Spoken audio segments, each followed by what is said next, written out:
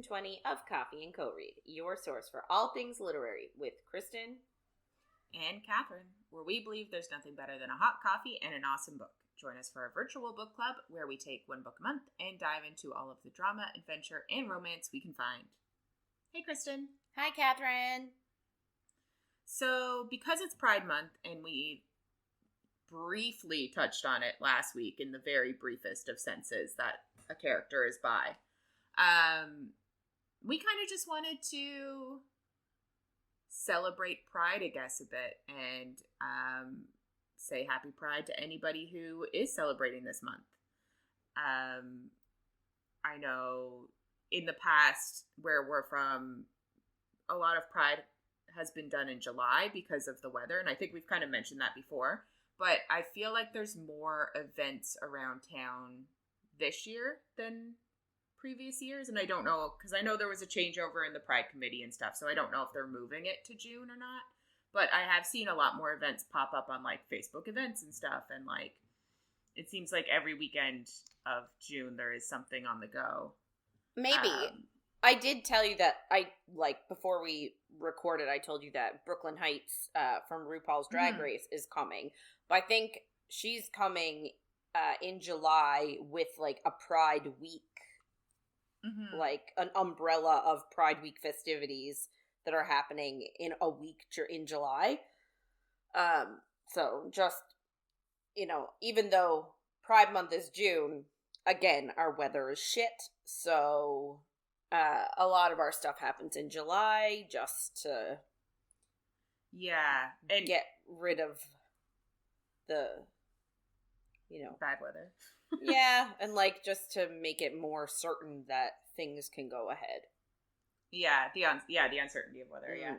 I did just look it up, and this year, I guess Pride, the actual festival where they're going to have the parade and stuff here, is July 10th to 21st. So it is still July that they do that part. But I do think, like, maybe there's more independent events on the go. Could be. Because it does seem like there is more being offered this year, which is great. Like, I love, obviously, seeing more diversity and more celebration of Pride where we're from. Yeah, and I do think, so we only recently had a LGBTQ plus sort of society open up quadrangle. So I think they have done a lot to help, like, promote and sponsor events throughout the city. To sort of, support and spread the word about, LGBTQ plus stuff. Yeah.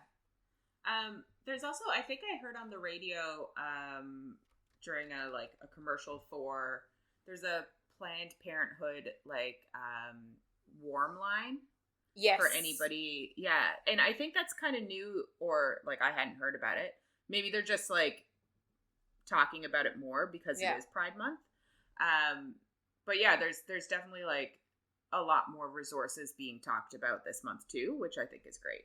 Yeah. The warm line is a few years old, because I know a friend, someone I know was a volunteer for the warm line. Yeah. So if you haven't guessed, a warm line, it's not a hotline. Yeah. It's a warm line because it's less like life or death situations and more like you just need advice on something, or you're feeling lonely, or struggling, but not struggling to the point of it being an emergency. So that's why it's called the warm line. Yeah. So I guess they're just promoting it more, because I hadn't heard of it until literally this week, I think. So, but yeah. So there's lots on the go here specifically, and I know other places are similar. So yeah, happy Pride to anybody who celebrates. Yeah, we're here for you. Yeah. So we are going to get right into it. Not a long conversation today because we got a lot to talk about. So just a heads up, this is not a spoiler-free zone, and things might get saucy. Yeah, so this week is our second week with The Cruel Prince, and we're reading chapters 11 to 17. And last week, Was a pretty eventful week. There was, obviously we met our characters for the first time. Jude is the main character, and she is being teased and bullied by a group of fairies because she is mortal. And her sister kind of wants to fly under the radar, but Jude is over it. Like, also, to be fair, it doesn't seem like flying under the radar is working anyway. They're still being teased. Like, nothing is really working here, so I don't really know what they can do. So last week, Jude was in a tournament where they basically played Capture the Flag. And after that, she was kind of disappointed because Maddox didn't even stay to watch the whole thing. And after Carden, who was her main bully, who's also a prince, like, told her to back off and to beg forgiveness and all this bullshit. And she was about to do it when she would just, like, couldn't make herself.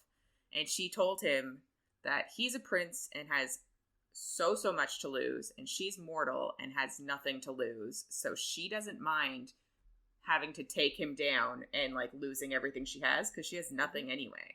Yeah. So that's like my favorite part. That speech, I was like, yeah, I loved it. It's like, you go, girl. Exactly. But it's also like, it's so true, but then it comes back to, like, why don't you just move to the human world? If you move to the human world, you'd, like, be able to have a life. But anyway, yeah, we can't get into that too early. Just literally don't understand why she wants to stay where she is hated and not safe. I just don't get it. Yeah. But it's fine. It's fine. It's not.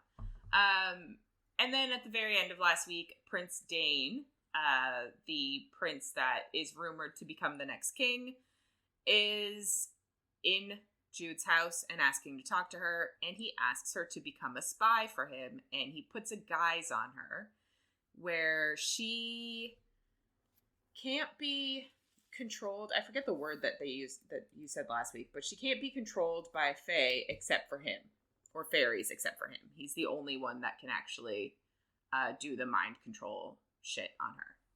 But, like, here's my thing. So she used to wear that, like, necklace of the dried rowan berries to stop everybody from being able to control her. Like, nobody could control her.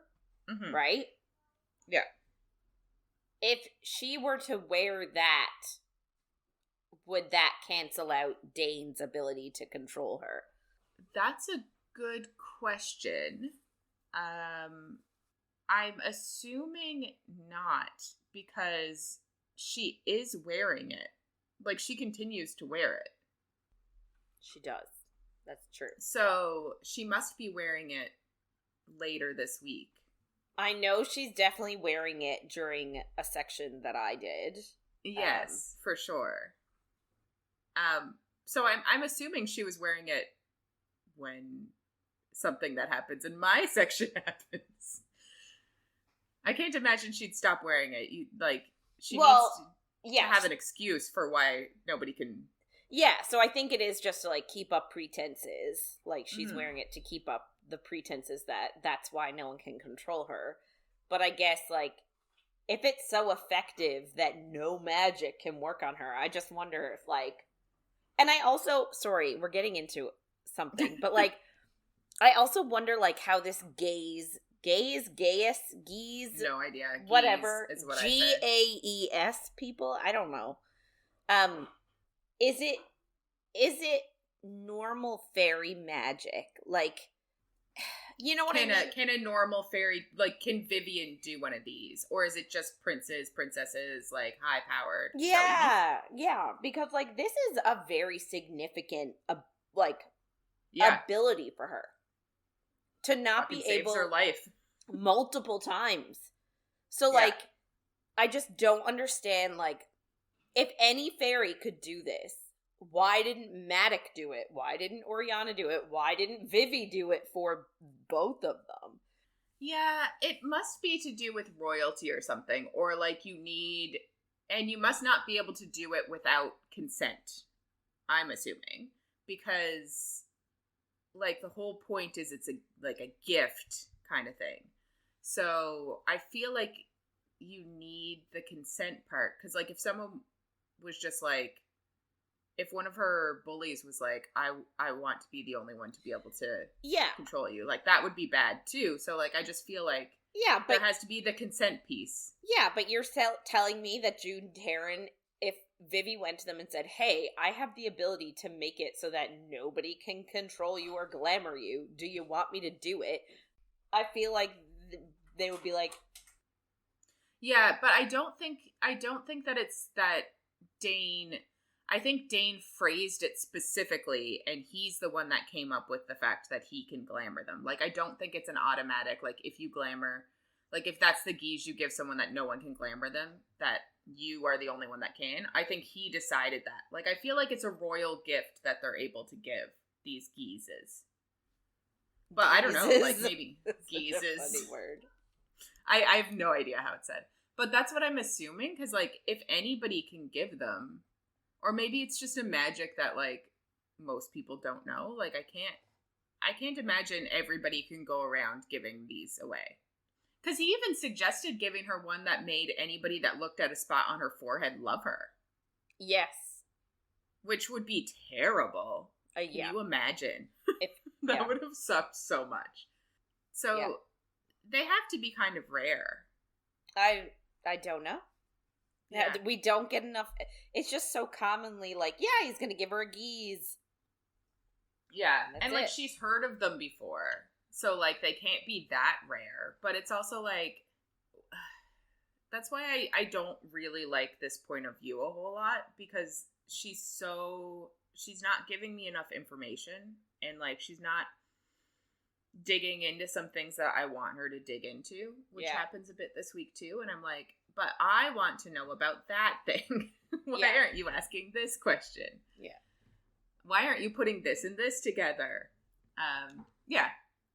Anyway, I guess we'll get into the actual chapters, though. So this week kind of starts off, she's just at supper, I guess, after the tournament, and she's, like, treasuring her secret that she's a spy now. And Maddox tells her that she did well at the tournament, and she just thinks, like, he wasn't even there when she finished, so how would he even know? But she asks if that means he's changed his mind. And he tells her when there's a new king, they'll discuss it. And, like, we're into the second week, obviously. By the end of this week, the coronation's only a few days away or some shit. No, like, there's a significant time lapse. Oh, okay, yeah. Yeah. But still, it's within the same book, so I'm like, it's not that long. She can wait. But it kind of is, because the coronation isn't until the fall, and right now it's the summer. Oh, so we do have like I'd say a 3-month sort of. I'm calling it a training montage. Yeah, it kind of is. Yeah, so makes sense. So after supper, Jude kind of tells Taryn that she tried to back down, but that it's her life, and she's gonna do what she wants with it, basically. Yeah. And Taryn's kind of bitchy to her, but she does back off, and she does tell Jude that she did a good job at the tournament today. And Jude wonders about, like, the green gown comment that Carden made to her, that Taryn has been green gowned before. But she doesn't want Taryn to feel bad, so she just asks her if she's fallen in love yet, instead of asking her about being green gowned. Yeah, because that is sort of Taryn's goal.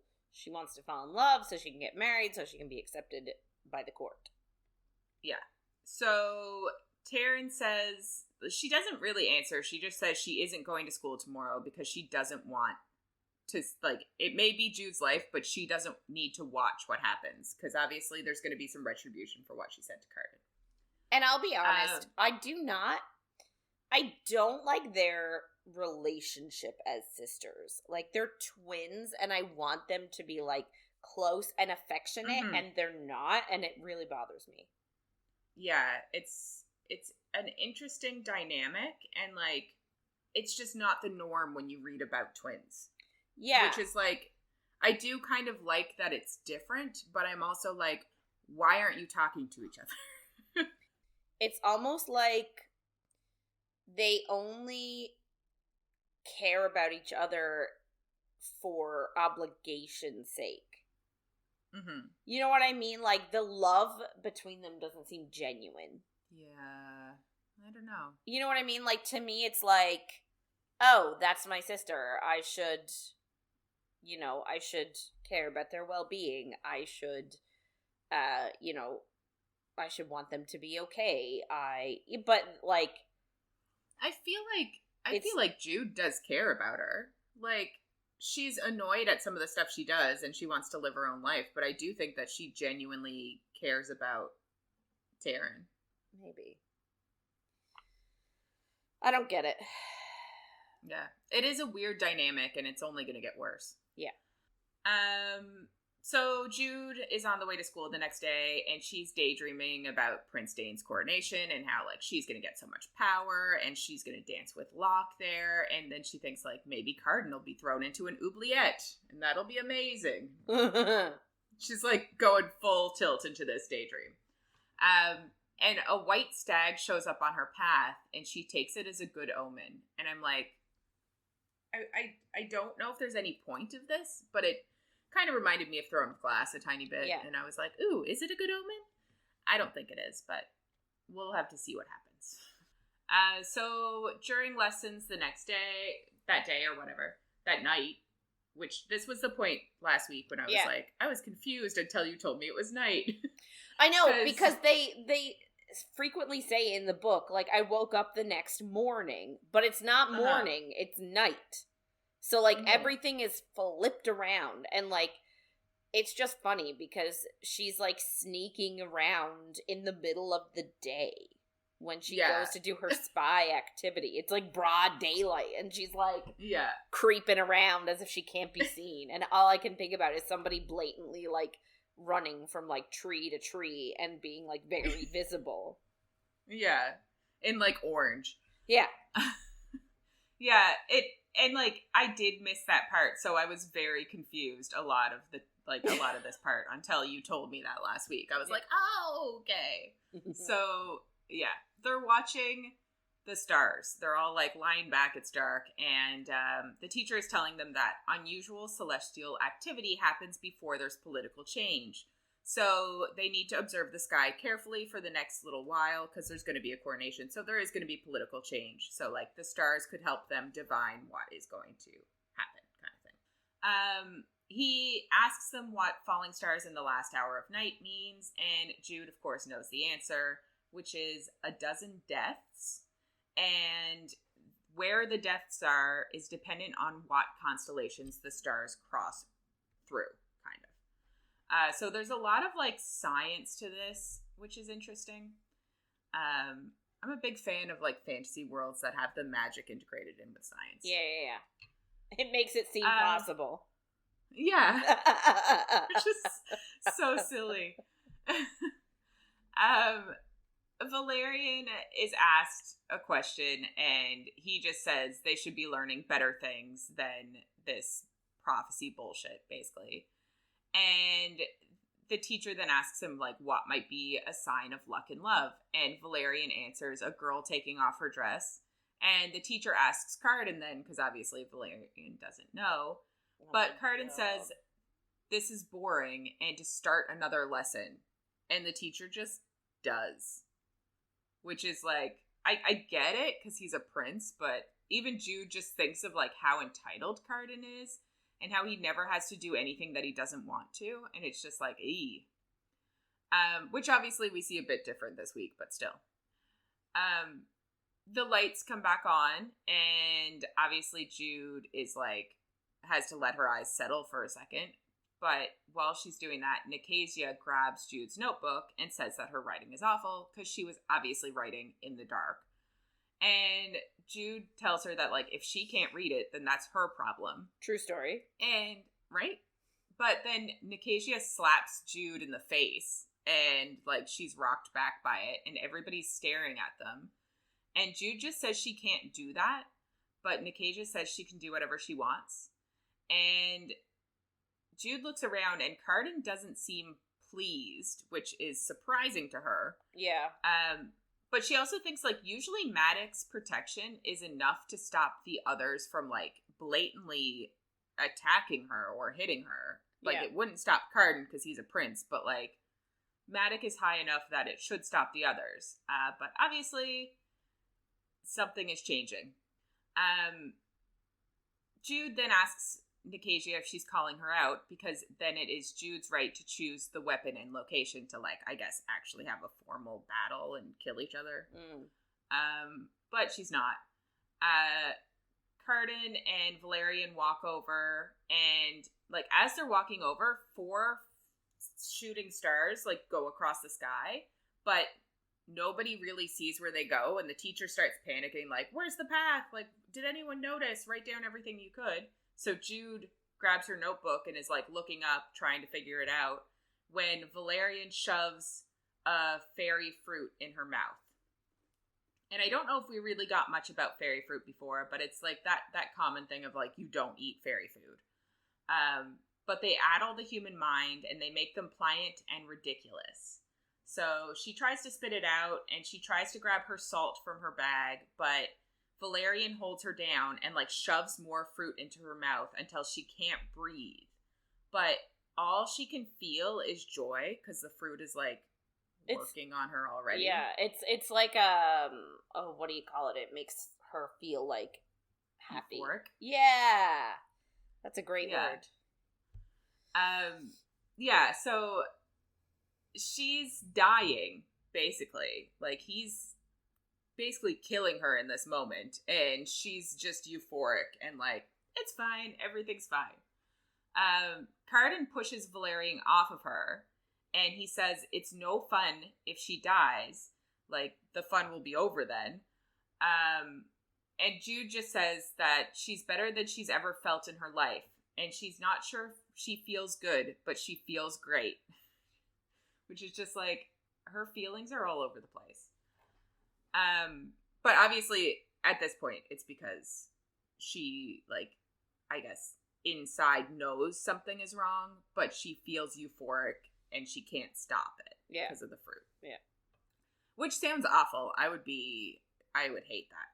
But it also just sounds like certain drugs. And sometimes alcohol. Yeah. Yeah. So, you know. The teacher then, I guess, noticed what was happening and just says that she should go home.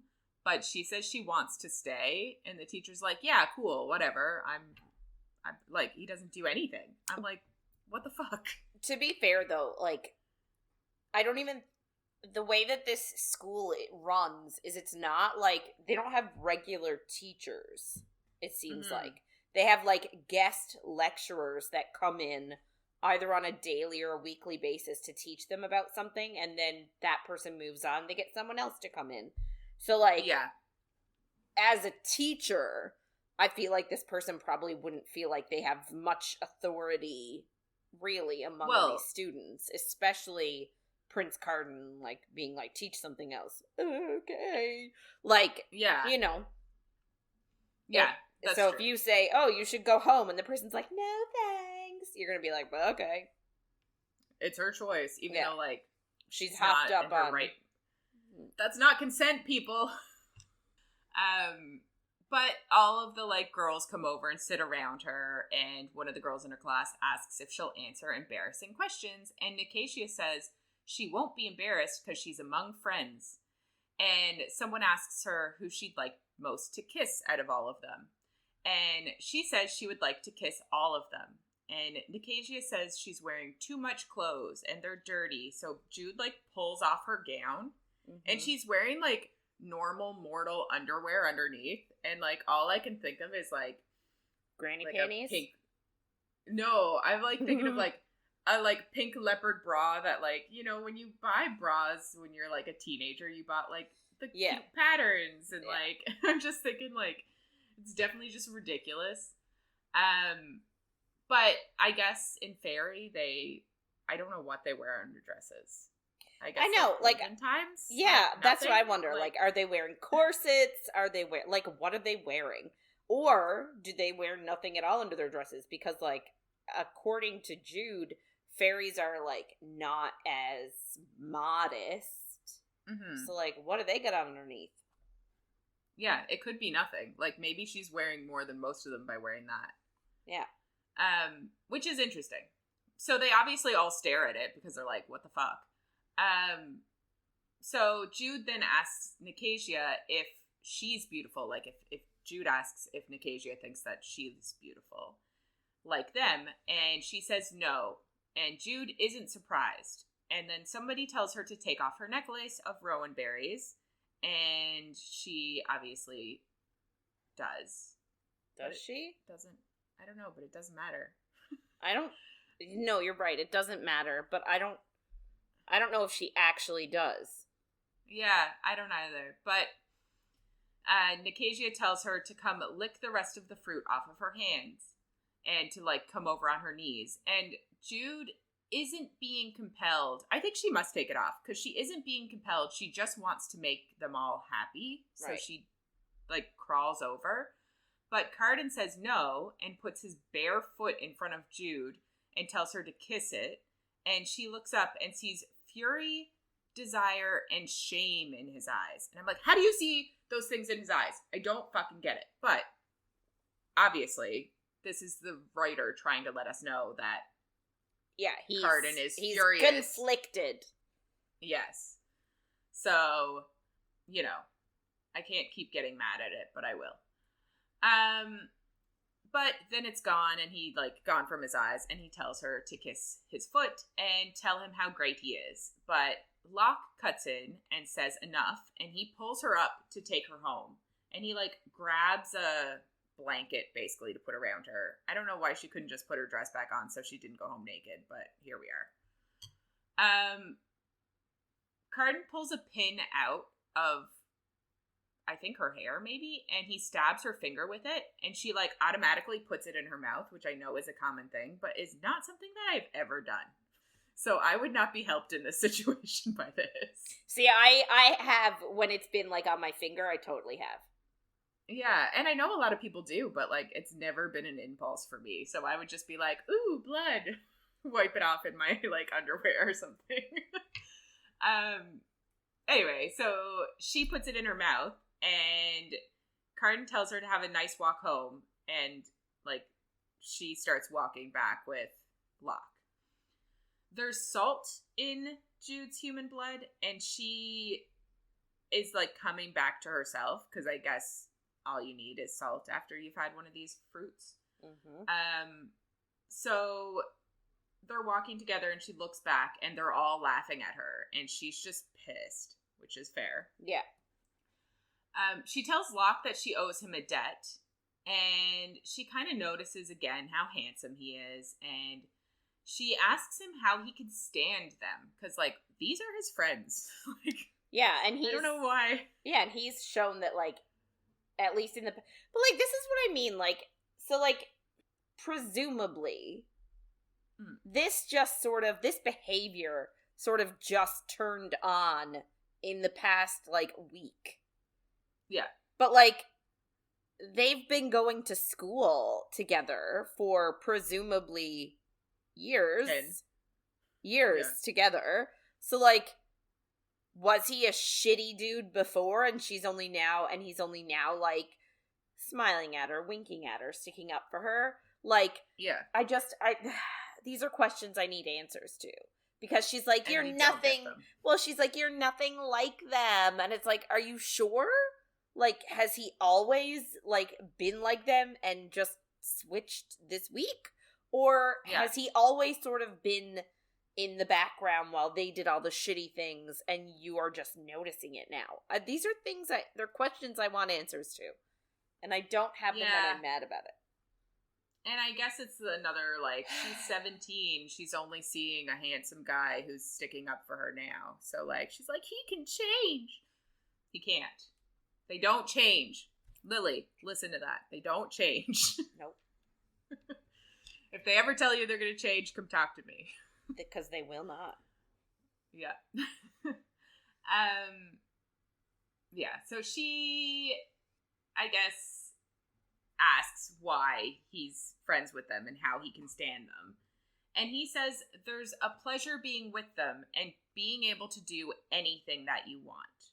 So, like, clearly it's the power. It's the, like, a prince as a friend obviously is going to open some doors and make things available to you. So, it's good. Great. Yeah, like, obviously it's not good. He's being a dick, but, you know, she's 17. She's bamboozled by him. I love that word. Bamboozled? Yeah. That's fair. It's a fun word. It is. So they get close to her estate, and she says that she should go back alone from here. And he asks to see her again. And she just asks why. Which I love. I love that she's just like, why would you want to see me? This is dumb. And she's also thinking, like, she's dirty in mall underwear and in a blanket. And he says, she's like a story that hasn't happened yet. And he wants to see what she'll do. So we're already kind of getting that, like, he wants drama. He wants to, like, see things unfold. Like, he wants the ups and downs of stories. So, like, we're kind of getting a bit of his character here. So, yeah, that's interesting. And I'm sure will never come up again. Never. And he kisses her hand. So when she gets back, obviously Maddox asked who did this. And he tells her that he will kill them and post their heads as warnings, like, outside of their estate. And it's, like, he's mad at the people who did it, but he's yelling at Jude. So she's afraid, obviously, because he's terrifying. And, of course, he also killed her parents. Like, so she is afraid of him. And Oriana is there, too. So she just tells him that she did it herself. She saw the fruit. It looked tasty. She ate it. And then everything escalated. And Oriana is, like, not shocked that she did that. She just scolds her. But Jude just says, like, it was supposed to be fun. And Maddox is just like, Oriana, stop believing this bullshit. She's just goading you. Like, yeah, this is not true. So he threatens the fairies again. And Jude tells him this isn't helping. And he asks what will. And she kind of wonders what would happen if she did tell the truth, but she knows that, like, Maddox's anger is fathomless, and he would likely murder Carden even, which obviously would not go over well for anybody. No. So she just tells him, like, if he taught her more strategy and blade work and everything he knows, that is what would actually help her. So it kind of seems like he thinks that's, like, a mature answer. And he just agrees with her that he'll teach her and, like, just lets her go. On her way to her room, she wants to stop into Taryn's room to be comforted. But she also doesn't really know what to say because she knows Taryn will be like, I told you so. Which is annoying.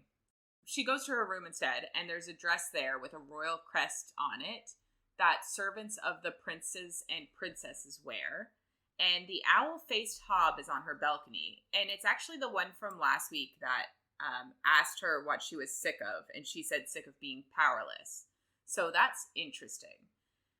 Because he tells her to go to Hallow Hall, which is the home of Prince Balekin, who is the oldest, and to find a secret that the king won't like. So obviously something treasonous. And she realizes that, like, this owl-faced hob guy is a servant of Prince Dane. So that's likely why she was offered it, because he heard her say she didn't want to be powerless, kind of thing. Which, so like, do you not think that this is a little bit slimy of Dane? I don't know why she answered a random owl creature outside of her room. I mean, I think she was just she was feeling vulnerable, so, but, like, yeah. But, like, do we not think that Dane is, like, taking advantage of her? Like, he literally is plucking some nobody human into his service. Like, I don't know. I'm just feeling like, I am feeling like he is using her. Like, why? Like, she's not particularly, not that she's not skilled, but, like, I don't know. It just seems like an odd, random, out of nowhere decision for him to make. He doesn't know her from a hole in the wall, apart from that she's Maddox's, like, adopted kid. Yeah, I do think that he's obviously using her. Like, and I really found that this was something I wasn't expecting an actual prince other than Carden to take notice of her and talk to her or anything like that. I did find it, like, I was like, why? Yeah. And, like, he's like, oh, you're gonna be in my, like, inner circle of spies. And it's like... And, like, she doesn't have skills. Like, spy she skills. She has some skills with a blade because Maddox has taught her. But she doesn't have spy skills at all. She can just lie, which I think is, like, cool. But, like, he has other human servants that lie, too. Yeah, I don't understand his motivation. I guess the only thing that she has that other humans don't is, like, she goes to the parties. She goes to, like, as a guest because of her father's station. Not her father, Maddox's station. And other human servants don't have that kind of access. And she can then pretend also, obviously, to be a human servant. But, like, I would have thought that he would have waited until she was, like, older to get her in his service. But I guess maybe he's desperate. Yeah. Like, I don't get it. She has slept past class starting anyway, so she's just like, fuck it, I'm not going to class. And she kind of thinks here, the king can pick any of his children for the throne, but he favors Prince Balekin, Prince Dane, and Princess Elowen. And, like, Prince Dane is the one that everybody is kind of assuming will be chosen. And I don't know if, like, it's ever determined or if, like, they're going to a coronation later in the book and it's like, he's going to choose on the spot kind of thing. Like, I don't really know. I guess we'll get that next week, probably. So she's going to go find the secret now. So she dresses in the servant's dress and she thinks of, like, the many human servants that are in Fairy, and we get a bit of background on them. So some want some bit of magic, so they have heard about Fairy and they want some magic in their life. So they, like, work in exchange for living around magic because that's what they want. Some think that they're in a hospital or a rich person's house, and when they get home, which Maddox assures her that they do go home, they are glamored to forget about the time that they spent working there, and they're paid handsomely. And I'm like, I don't believe that they go home.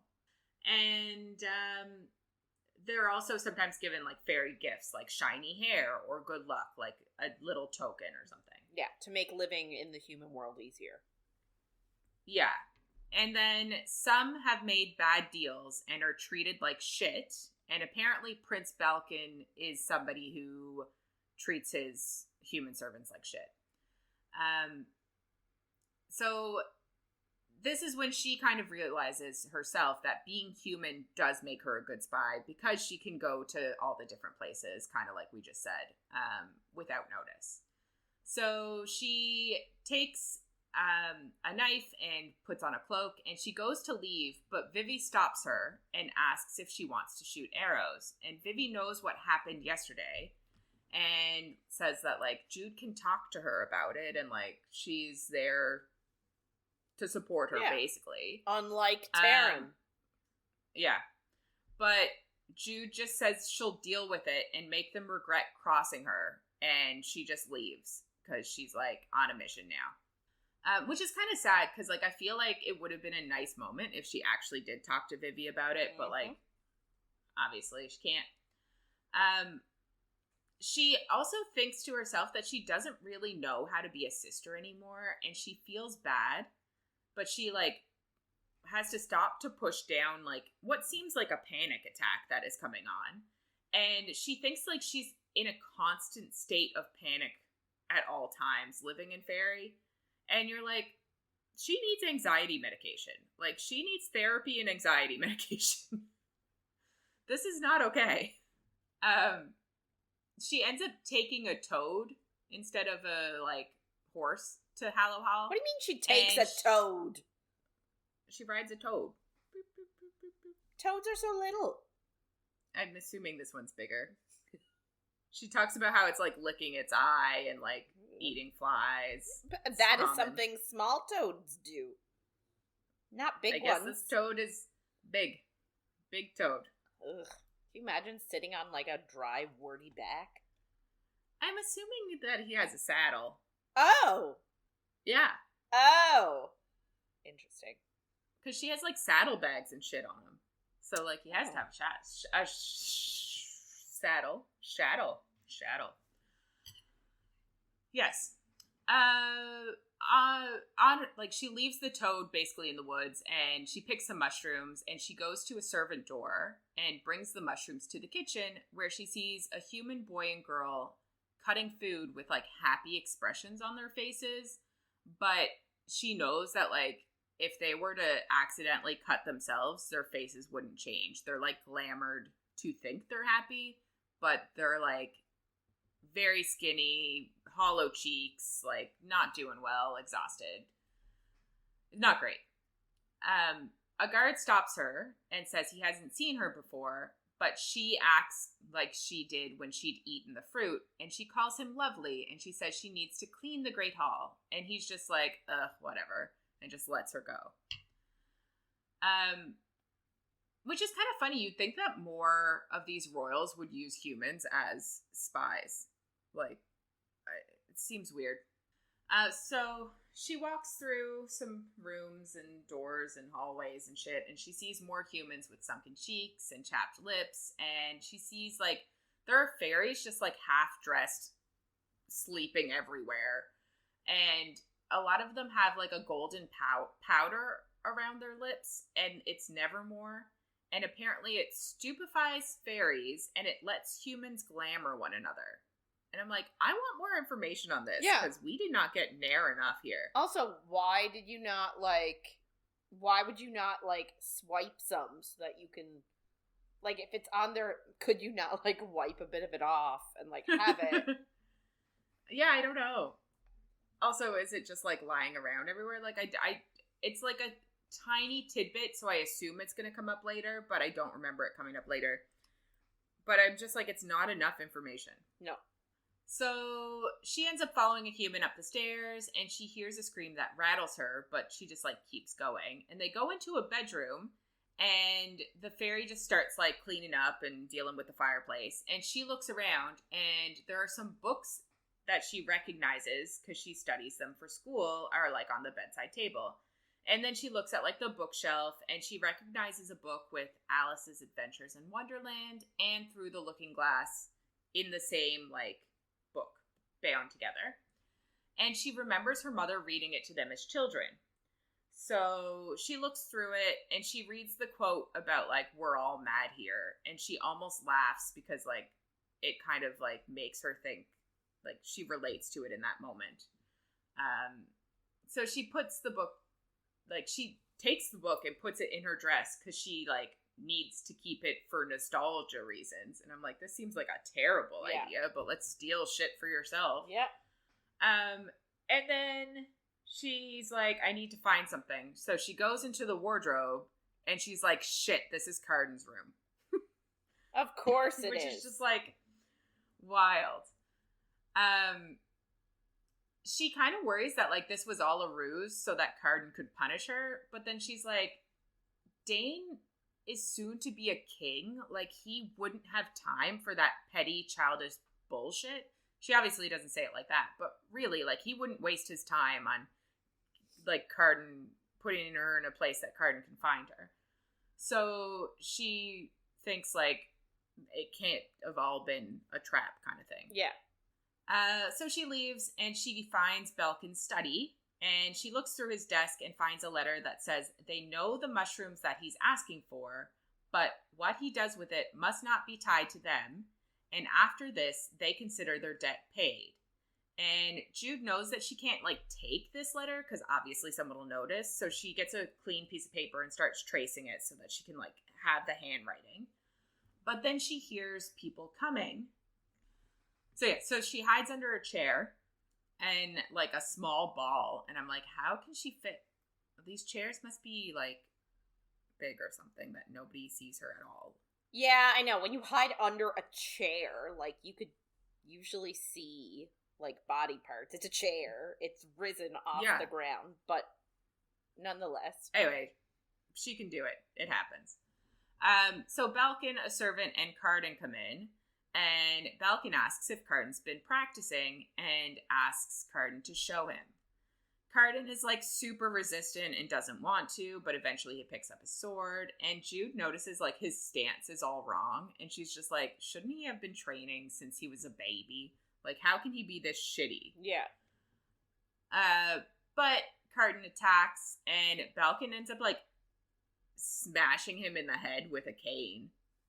Just like, yeah, out of nowhere.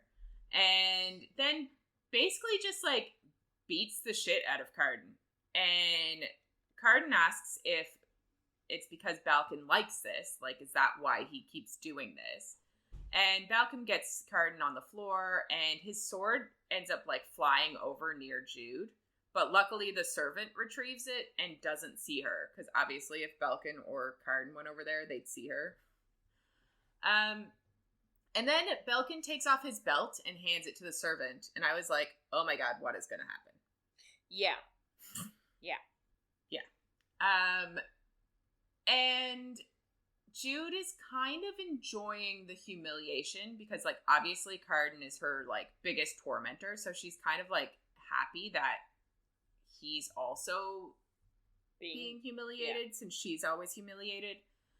And then Balekin tells Carden that their father's seed was weak and old when Carden was born, so that's why he's, like, such a disappointment. And then he grabs Carden's throat and tells him to take off his shirt. And Jude can see that his back is, like, completely covered in scars. And she's starting to not enjoy this quite as much as she did at first. Because she can see, like, that Carden is actually afraid in this moment. And it makes him seem more real to her. Like, and it's kind of like, it makes him seem more human, but obviously not human. Yeah. And then the servant hits Carden with the belt, and Balekin says that he's doing this because he loves Carden and he needs to do better. Mm-hmm. Which is like what they always say. Yeah. Yep, and it's never true. No. So Carden ends up lunging for a sword, and Balekin just like kind of goads him and tells him to go ahead and kill the human. But Carden just says he isn't a killer, and Balekin like hits him back down to the ground, and the whipping basically starts again. And Jude watches each blow, and the worst part is like Carden's blank face, and like obviously he's dealt with this a million times. And she just thinks like how much worse Carden could learn to be with Balekin and like in this house than he like worse than he already is to her, basically. So like shitty. I don't understand like why he's there. Like, why is Carden choosing to live with Balekin instead of his father? Yeah, I have no idea. I don't know if we ever get that. Maybe his father's worse. Like, I don't know. No idea. But it's pretty shitty. Very shitty. So Jude goes to the palace after that, and it's like super easy for her to just walk in. And I'm like, security seems really lax here. It seems like... To be fair, though, it seems lax everywhere. Like, the fact that she could just walk into Balekin's castle, Hollow Hall, like, even, like, just dressed as a servant, that's all it took. Yeah. And she was like, doo-doo-doo-doo-doo. So, like, I feel like they're all decently arrogant. Yeah. Yeah, that's a good word for it. It's just funny. You're like, they don't think humans could be scheming. So. Yeah. She literally just walks up to Dane's chamber and knocks on the door, and he answers. And I'm like, nobody stopped her. Like, at least at Balekin's house, one person stopped and questioned her. Yeah. But, you know, the way she is. So he tells her to come inside, and she shows him the note she copied, and she explains, like, she couldn't get it all, and it's sloppy because somebody showed up, but she wasn't seen, so, like, that's all good. He asks if she enjoyed it, and at first she thinks no, but then she thinks how she's afraid every day, and being a spy, there's, like, actually a reason for her to be afraid, so that feels better. Man, you need some therapy. Like, this is why I continuously, like, I don't know, I find it so hard. It's like she enjoys being tormented. You like being afraid you're scared every single day of your life. Your sister is offering you an out. Yeah, I just think she's used to it, but I don't think her reasoning for not going back to the human world is good enough. Yeah. You know. Yeah. She does just say that she likes doing a good job. Because she's like, that's a true statement that I can say about it. So, yeah. Fair. A goblin named Roach shows up, and she asks if, like, she needs a name, but he says that he'll bring her to meet the troupe, and they will name her. As she cute. Also, it is cute. I can't remember what her name is. I'd like a nickname. Yeah. So she thinks then that, like, Maddox would probably hate that she's a spy because he believes in honor, and, like, he's a general and a soldier, so, like, it's not really, like, he has spies, but he doesn't respect them. Yeah. Dane tells her then that, well, just says out loud, really, tells both of them, that Balekin must be blackmailing Queen Orla, who is Nicasia's mom. So, the Ocean Queen, is it? Yeah. And so he recognized the handwriting, and it's Queen Orla's handwriting. And he asks the Roach if he thinks that they'll use the poison before the coronation, because, like, obviously it said these mushrooms. Yeah. And he says yes, because once Dane has the crown, it'll be harder to get it off of his head. So it's better to kill him before. So we're assuming that this is talking about killing Dane. Jude actually asks if Balekin will also poison Princess Aelwyn, but the Roach says it would be too obvious if he did that. He might just marry her. And apparently that's a thing royals sometimes do, is just marry their sisters. So, I mean, cool. Cleopatra married her brother. Yeah, but this isn't olden times. This is... I also don't know why it was even mentioned. Like, yeah, I know. It is a pointless fact. It never ever comes into play. No, definitely not. Dane just says that, like, she would kill him first. So, like, that's good to know. Dane then tells Jude that he needs to compel her, and she's like, kind of upset about it, but I'm like, what did you expect? Of course he's going to compel you to, like, his specific words are, he forbids her from, like, speaking aloud, in writing, or in song, to say that she's working with him, and never tell anybody about the Roach or his other spies, or reveal any secrets, meeting places, or safe houses, as long as he lives. And I'm like, that's just expected. Of course he's going to glamour her with that. Like, it just, so to me, it's just an extra piece of it's just an extra sense of security, right? Because this way, she's compelled to do this. If she ever gets caught and therefore tortured, she still can't reveal any of his secrets. So, like, yeah, it makes sense. If he has the ability to forbid her from speaking and telling anyone, why wouldn't you? Yeah, and, like, she's a 17-year-old girl. She's not going to be able to keep it quiet. I'm surprised he didn't compel her the first night. Yeah. But anyway, she kind of, like, she reels against it in her mind, and she tries to find a way around it, but she can't. And it actually reminds her of when her, Taryn, and Vivi first came to Fairy, and, like, she says that Taryn and Vivi were, like, wailing and crying. Like, I don't know if she wasn't, but she just specifically says that they were. And she thinks, like, Maddox never did enchant away their grief or their voices, even though he could. And I'm like, are we supposed to think he's a great parent? Like, he's still shitty. Like, sure, he didn't do that one thing, but he's still shit. Mm-hmm.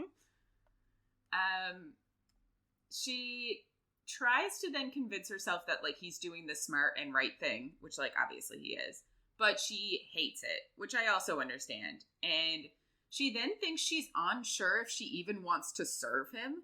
And I'm like, Jesus Christ, Jude. Yeah. After that, they're getting ready to leave, and he tells her to look up Mithridatism. And he just says it's not an order, but just a suggestion that she should look it up. So if you know what that is, you know what it means. If you don't, you'll find out soon enough. Mm-hmm. So she follows the roach, and then they like go through the castle and through a cupboard into like a series of passageways, and like I don't really understand where they are, but she says like there's passageways above the wine cellar, so I don't know if they're like beams that they're walking across or if it's wider, but anyway. She's a bit wary because it's dark, and she's like, I can't see in the dark because I'm human. And he like helps her along, but then at one point she's walking ahead and she just walks face first into a wall. Yeah. And he just says he was testing to see if she really did have bad eyesight because she's human and can lie. He doesn't believe he's not going to believe anything she says without testing it, which I just thought was kind of funny, and I like him. On the way, she does ask where they're going, but he says she should be able to figure it out, and she obviously knows like it's someplace secret and there are other spies there, and like, she doesn't know exactly what they're going to do, but, like, obviously from context, she figured that much out. Yeah. So they get to a room, and it's just, like, a packed dirt room, and there's a large table with 2 fairies sitting at it, and they say, welcome to the Court of Shadows. So, these four fairies are the Court of Shadows. I just find it wild that she has been brought into this, like, super exclusive, super secret, like, court, quote unquote, like, seemingly very abruptly. Yeah. Like I said earlier, Dane doesn't really know her from a hole in the wall and is already, like, you know, bestowed this really special gaze on her, like, had her, like, start spying for him already, put her in his super exclusive spy network, like, I don't understand, like, why she's being included so quickly. Yeah. I don't either. I don't get it. I just don't get it. And next week, something happens, and you're like, of course it happened, because Dane doesn't know her, and she doesn't know Dane. They both rushed into this. So the guy that's there kind of looks half human, and she thinks he could pass for human even better than Vivi can, which is interesting. Mm-hmm. And his name is Ghost. And then there's a delicate fairy who has like butterfly wings, and she tells Jude that she is called Bomb, and she likes blowing things up. And Jude actually recognizes her as, I think last week you talked about the party, and there was a girl that stole was it this week? That was you, wasn't it? Oh, well, one of us last week talked about the party she was at, and a girl stole the belt from an ogre, and she just watched it happen, but it was actually this girl, which is interesting. The roach then tells Jude that they make sure that Prince Dane stays alive and up to date on everything in the court by stealing, sneaking, and deceiving, and they're going to do it until he's king, and they'll keep doing it to keep him king. So, that's their jobs. Love it. After seeing Balekin, she wants Dane to become king with Maddox at his side, and then she'll make herself powerful enough that people will leave her alone. And I'm like, people still won't know. But, like, I guess Dane can give her favors or some shit. Like, I don't know. Yeah, well, that's sort of the problem is, like, yeah, she's a secret spy, but, like, she's a spy. Nobody can know that she's a spy. Yeah. So, like, how do you think if her life gets better, get you power? Yeah, but if her life starts getting better and shit, people are going to notice and be like, why? So she's going to have to pretend that it's not. So then, like, she's in the same situation. Mm-hmm. Anyway, we'll see what happens. it turns out to be not a big deal because of what happens anyway. So the roach tells her that she can do two things that they can't. She can blend in with the human servants, and she can move among the gentry, which is exactly what we said earlier. And they'll actually teach her more about being a spy until she gets a new mission. She tells them that, like, she still needs to go to classes, obviously. If they want her to, like, fit in with the gentry, she needs to still be around them. Yeah. And she needs to be at Maddox for supper still. So they have to train at night, but it's actually at day, like you were saying earlier. Yeah. And the roach basically tells her someone will meet her near her estate after she's supposed to be asleep and teach her how to be a spy. She feels like needing to go to school and needing to be home for supper are really childish things. And it's like, yeah, they are, because you are a fucking child. You're 17. Of course they're childish. The bomb then says it's time to initiate her, and she thinks she'll be able to endure it because she's dealt with worse than they know about. But the bomb just laughs then, and the ghost says, like, if Dane says she's part of the court, then she is. And she should try to not be a disappointment, and they'll have her back. And she's like, almost would rather an initiation to be able to prove herself instead of them just being like, nah, you're good. Yeah. Which, I get it. The bomb then tells her, like, she'll know she's one of them when they nickname her. So, I guess it's a rite of passage kind of thing. But she also says not to expect it soon. Then the roach pours up some shots for them all to take, but she refuses hers, and, like, then the roach, like, winces as he drinks it, and the bomb sips hers slowly because it's gross. The ghost doesn't react to it, but she's just like, clearly this is disgusting. I'm glad I'm not drinking it. They talk about what Jude found then, like the roach tells the other two, and they wonder if Balekin could possibly poison the king and not Dane. So they're, like, thinking what this could be about.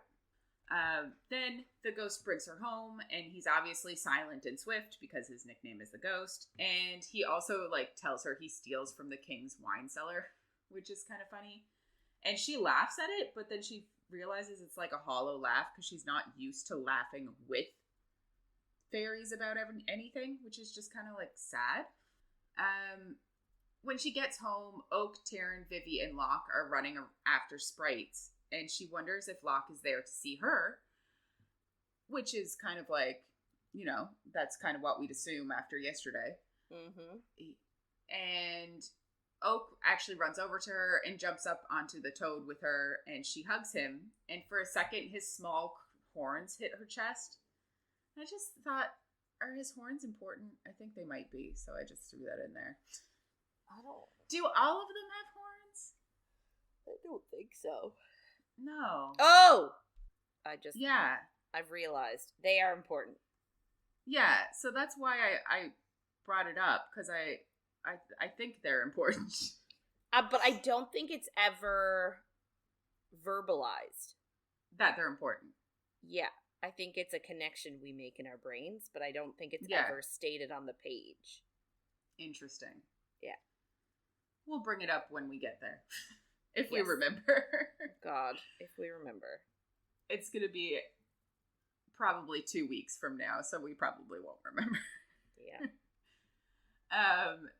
So he then, like, asks her to chase him, and she kind of, like, marvels at the fact that he's a child, and, like, she wonders if he's going to grow to hate her and all humans like the rest of the fairies. Like, is this a learned thing? Like, she's kind of like, all children are, like, playful, innocent, run around, like, human children, fairy children. It seems like at this point in time, he loves her. Is he going to grow out of that? Because he's going to be taught to.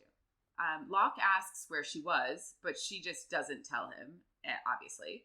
And then he asks her to come back to school. And Jude notices Taryn just, like, watching them, which is interesting. And Locke tells Jude that he wants them both to come back. And that's basically why he's here, just to convince them both to come back to school. He follows her to the stables, and he asks her why she hasn't told Maddox about what's happening at school. And she says he would go into class with a broadsword and kill everyone. Yep. Which, like, obviously we know that. And he's surprised by that. And he just says he thought Maddox would just pull her out. And she just laughs and says he doesn't surrender. And I just think this is more important than, like, they even put into it. But the fact that Locke is just surprised about that, you're like, obviously he would. Like, he clearly knows nothing about him. Yeah. But, like, why would he? Oh, yeah, I guess. I don't know. He kisses her palm then, and he puts an arm around her shoulders, and she thinks it's nice for somebody to, like, want her to go back to school and being nice to her, and she's, like, enjoying the attention. And he leans in like he's going to kiss her, but Taryn yells out to her, and they, like, go see her. And Locke tells them that they should both come back, and then he just, like, leaves. After dinner, Maddox gives June a stack of military books from the library and says when she's done reading them, he'll set her challenges that she'll have to use the information she read to be able to overcome, because she had said that she wanted to learn more. So this is the start of it. I guess after that, Taryn comes into her room and she asks what Locke wanted. And Jude says that he's nice and not like the others. And that the others, they kind of quickly jump into a conversation about the others. I think Jude is kind of like, doesn't want to talk about what happened a little bit. Yeah. But she says, like, the others, being obviously Carden and crew, aren't going to respect her if she doesn't fight back. And Taryn just says they're not going to respect her anyway. And she's just, like, asks Jude if she even cares anymore about, like, herself or anything. And Terrence just says, like, they could kill her. And she obviously heard what happened with the fruit, and that Valerian, that's his name, right? Yeah, I think so. That Valerian almost killed her. So she's worried at this point. But Jude just responds that they better kill her because anything less won't work. And she says every day she defies Carden, it makes him a little less powerful because he's throwing everything he's got at someone as weak and unworthy as her, and it's not doing anything. So, like, it's making him seem weaker and weaker, which, like, makes sense. I don't think she can be like, this is my plan all along. I think she's only just coming up with this on the fly, though. Taryn actually, like, cuddles into her and asks then if Locke threatened her, because apparently she had an odd look on her face after she left the stables. But Jude says no, he kissed her hand and was nice. So she is telling Taryn a little bit. Mm-hmm. But Jude says she knows it's stupid to be speaking, like, nicely of one of Carden's friends, but he really did help her and stand up to Carden, like, against the fruit day. Yeah. And Jude asks Taryn then if there's someone in particular she is going to, like, fall in love with, because she's like, that's it's her really goal. Abrupt. Yeah, that is her goal. She talked about it already, but it's a really abrupt change in conversation. And, like, when you figure out things and look back, you're like, obviously it's a clue to the reader. Yeah. But basically, Taryn does say that there is a boy, and he's going to declare himself at the coronation, and he's going to ask for her hand, and everything's going to change for her. So obviously, Jude asks who it is, and she is praying it isn't Carden. Like, did we really think it could be Carden? I wouldn't have thought no, so. God, no. Although, so to be fair, like, I can't remember if it happened yet, but, like, Carden is seen with Taryn a couple of times. Mm-hmm. Like, sort of alone. So. Yeah, and I think he offered her that out in the river, right? Like, come up, kiss both my cheeks. So, like, yeah. Who knows? And we did have, last week, I think, Taryn was crying. And Jude was like, what did he say? Yeah. Yeah. And she was like, don't worry about it. So, like, there is something. So, like, I get why she's worried, but I'm also like, he's a prince. I can't imagine he's going to marry a human. Which I get is this entire book. Like, series. I don't know if they get married. I don't know anything. But Taryn says, like, she has promised not to tell, and it's a fairy prohibition, and I don't know. She says, like, he'll know if she breaks it. So I don't know if, like, magically he'll know, or, like, I don't really know. So, like, did he do that thing where he said you're not allowed to tell? Like, did he command her? Yeah. I'm not sure. And it's kind of just interesting because, like, I think he just asked her not to. And I feel like if she told Jude, he would know because of how Jude would act then. Because, like, she kind of says that it's a test for her to see if she can live the way of the folk. So that's why I think, like, he didn't actually make her, but I don't know. And Taryn just asks Jude to be happy for her. And Jude realizes that, like, Taryn has found her place in fairy. And so has she. But she still does obviously worry about what's going to happen for Taryn. Especially since she's still like, is it Carden? Jude asks if he's kind and if he'll be good to her and if he loves her. And Taryn responds that fairies don't love like humans do.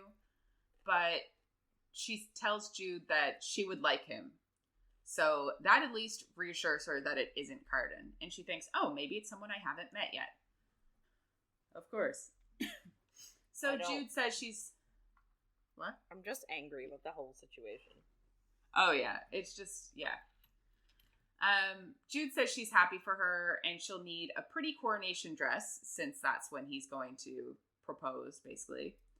And then Jude shows her the book that she stole, and a piece of paper, like, flutters out, and she just, like, hides it under her pillow, because Taryn didn't notice it. And Taryn actually reads the book to her, and sounds so much like their mother that Jude falls asleep listening to it. When she wakes up, she has to pee, and she finds it a humbling and embarrassing experience. And I'm like, do fairies not use the bathroom at all? How do they expel waste? Do they use everything they eat and drink in their bodies somehow? I don't get it. I have no idea. There just wasn't really enough information for that. No. But anyway, she grabs the paper that was under her pillow and it's like she unfolds it and there's angry handwriting that she recognizes as Carden's. And it's just like the paper is just completely covered with her name, just Jude. Like, all over it, like a serial killer. Yikes. Yeah. Good times. So, I guess we have, like, a little bit of a time jump, I feel. And the girls are all getting fitted for new dresses for Prince Dane's coronation. So, like, I guess it's been decided? Well, yeah, they're talking about it like it's decided, but I don't know. I kind of feel like they're just assuming. Maybe. Like, maybe it's not decided until Eldred puts the crown on the next guy's head. Yeah. It's hard to say. Anyway, so the dressmaker is obviously at their house and measuring them up. And I guess when Jude is, like, on the box getting measured, the dressmaker whispers to her that she will be making her a dress with, like, pockets and secret compartment sort of things to hide weapons and poisons. So, like, she's been sent by Dane to, like, make a dress that will befit a spy. Mm-hmm. And she can't stop thinking about seeing Carden getting whipped by that human servant and her name written all over that piece of paper. So, like, obviously her and Taryn and Vivi and Oriana are all, like, in the sitting room together and, you know, like, all getting measured. So Vivi just asks her where she went the other day. Fair. And she actually then says that she got one of the other school teens, like, gentry children, quote unquote, but, like, they're all, like, teens, I guess. Mm-hmm. To tell her what happened with the fruit and everything like that. And she just says, like, you could have died. And she says, like, the only reason you're not dead is because then their game would be over. Mm-hmm. And Jude just sort of is like, yeah, like, that's the way this world works, and, like, we shouldn't expect them to do anything else. Like, this is how they are, so why are we expecting anything different? But, like, Vivi's like, there is another world. There is another option. Yeah. And Jude just responds with, this is her world. But, like, she just doesn't fit in it. Yeah. And as much as she's trying, I can't make the puzzle piece fit. Yeah. And Jude just thinks that, like, she has to push back and push down what happened to her, that she can't think about it too much, because if she thinks about it, then she won't be able to bear, like, the humiliation. So that's how she's dealt with everything else that happened. She just pushes it so far down that, like, she doesn't think about it. There's a little exchange here. Mm-hmm. So I guess the dressmaker had a whole bunch of bolts of fabric laid out for the girls to choose from. And Jude picked one out that she really loved, but Taryn saw her with it and wanted it. Mm-hmm. And sort of was like, oh, I want that one. And Oriana is actually a good mother. I say good, mm-hmm. quote unquote, but she actually does the right thing. She's like, well, your sister saw it first, so it's hers. Like, yeah. And Taryn just, like, whines a little bit. Oh, Jude, come on, please. Can I have it?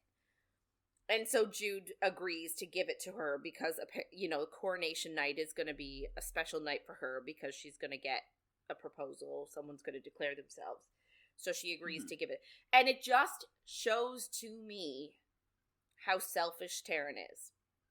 Yeah. She is continuously only thinking of herself, and it really bothers me. Yeah. Anyway. Oak runs in after that whole exchange, and she's just, like, sitting in a chair. And he climbs on Jude's lap, and he gives her a little bite. I don't really understand why that's important. It's like, he's a kid. They do it sometimes. Like, yeah. But, like, she doesn't mind. Like, she doesn't get angry about it, which I totally would. If a kid came up and bit me, I'd be like, nope, thank you. But she just, like, you know, she deals with it and moves on. And she offers to tell him a story, but Oriana, like, just takes him off her lap and is like, oh, we have to take him to get ready for dinner.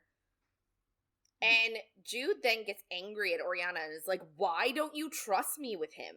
Like, I've never done anything to hurt him. Why don't you want me interacting with him? Mm-hmm. And she just sort of responds with, like, we're going to discuss this with your father later. Like, I don't want to get into this with you. Yeah.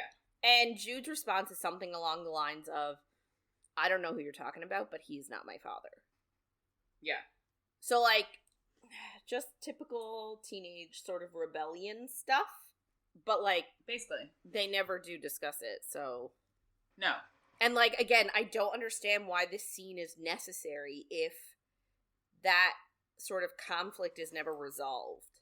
I feel like it's just showing that Jude is not being as quiet as she used to be. Like, she used to just be, like, heads down, quiet girl.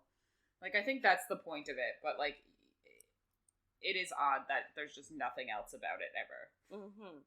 So, the next day, Jude and Taryn go to school, and on their way, Jude actually, like, snips some flowers and leaves from the royal garden before they go to class.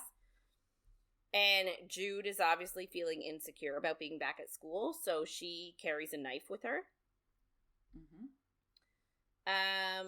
So she sees, during the lesson, she sees Carden, like, wince in pain, like, obviously from being whipped, and wonders, like, I guess she examined the paper with her name written on it, and, like, there are moments where the pen pressed so hard it went through the paper. So she's like, she thinks that this paper shows how much he despises her. So she's like, if he hates me that much on paper, what must he want to do to me in real life? Funny. Yeah. Locke sort of turns her way and winks at her, which is just sort of like, ugh, again. Yeah. They go home, and Jude goes to her room, and she actually reveals that at the bottom of her school bag, a half-eaten piece of fairy fruit. So she must have, I don't know if she kept the one that was from the event, or if she got a new one, or if she took one from one of the other kids. I don't know. Yeah. Do the fairies just eat it like regular fruit? I guess. I don't know. Yeah. So, like, she actually gets, like, a jar of, like, sap, like, or, like, some sort of, like, syrup or something, and actually preserves the fairy fruit by putting it in the jar. But she cut off the tiniest sliver and put it on her tongue. So, like, this is sort of myth. Yeah. I have it as Mithrandism, but I don't think that's what it is. Well, I think I'm perpetuating a Lord of the Rings word and putting it in for Mithrandir, and I think I've changed it to be this word, and I don't think that's correct. I'm not sure what the correct word is. I'm assuming she used the real word for it in the book, because I just looked it up. I didn't actually write it from the book. So, we're doing good. Anyway, whatever it is the act of building up your immunity to poisons, which is Princess Bride to me, because he spent the last several years building up an immunity to iocane powder. Yes. Anyway, so she cuts a tiny piece from all the other plants and flowers that she picked from the castle were actually different poisons and, like, gave ill effects. So she cuts a tiny piece from each and swallows them all. So she's building up her immunity. So, like, by doing the fairy fruit, do you think she was using that to combat the effects of the poison, or do you think she's also building up an immunity to that, too? I think she's just building up an immunity to that, too.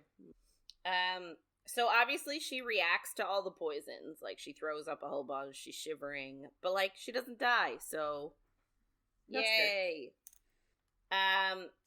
She wakes up sort of like, I think she's in the bathroom, and, like, she, like, fell asleep or something like that, and the ghost comes and just, like, pokes at her with his foot. So, like, it's training time.